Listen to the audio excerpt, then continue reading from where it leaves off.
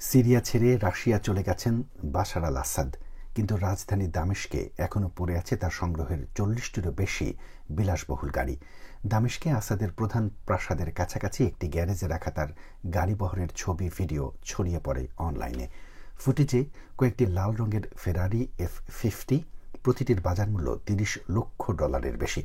একটি Lamborghini, Rolls Royce এবং Bentley সহ বিভিন্ন ব্র্যান্ডের গাড়ি দেখা যায়। অন্তত একটি গাড়িতে দামেস্কের লাইসেন্স প্লেট লাগানো ছিল।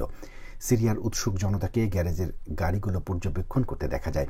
বিদ্রোহীদের অভিযানের মুখে বাশার আল আসাদ পরিবারসহ দেশ ছেড়ে পালিয়ে রাশিয়ায় আশ্রয় নেন। রোববার বিদ্রোহী যোদ্ধারা দামেস্ক নিয়ন্ত্রণে নেয়ার পর সিরিয়ায় আসাদ পরিবারের প্রায় 5 দশকেরও বেশি শাসনের অবসান হয়।